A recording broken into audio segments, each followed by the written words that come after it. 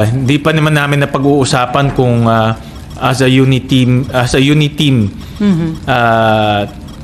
ano yung direction ng unit team, no?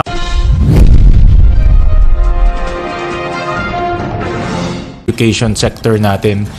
For example, she was candid enough and honest enough to admit na meron tayong education crisis.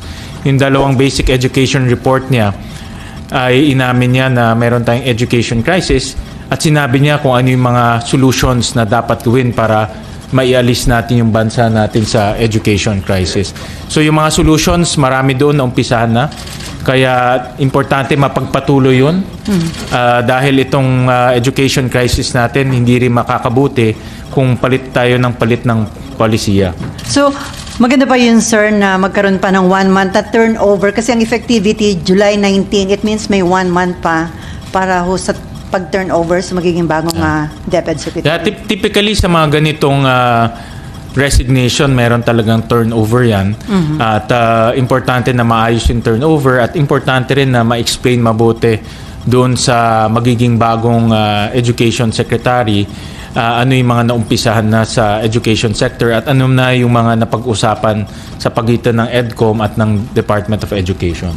So, sir, nagulat ka o parang expected na rin na darating sa punto na mag-resign si VP Sara as member ng cabinet ng Marcos administration, considering nga na bumaba na daw yung pamilya ni VP Sara kay PBBM? Ako nagulat ako dahil like I said, madalas namin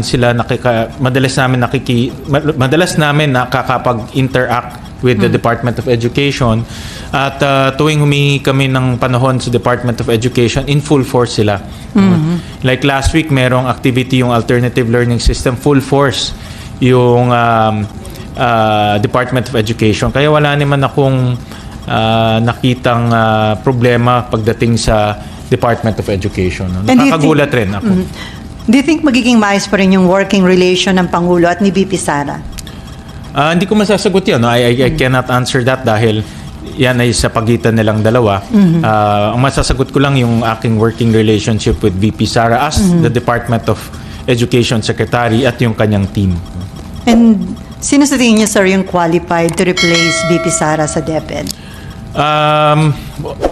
May mga pangalan ako sa top of mind, no, but I have to think about it thoroughly dahil bago lang itong pangyayari, no? So kailangan pag-isipan mabuti kung sino yung itatalaga diyan.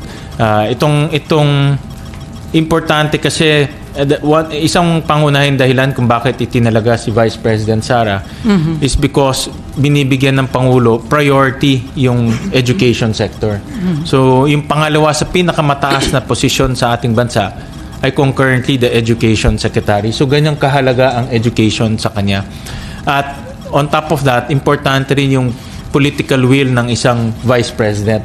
Dahil marami tayong problema at ang education system natin na divide into 3, kailangan mo ng isang overarching figure, isang tao na may political will para ilagay itong tatlong departamento, no? Yung TESDA, CHED at DepEd sa iisa.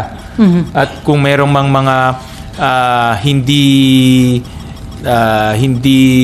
kung kulang sa pagko-coordinate itong tatlo at kulang rin yung kanilang working relationship, isang vice president ay kayang ilagay yung tatlo para maiayos yung direksyon.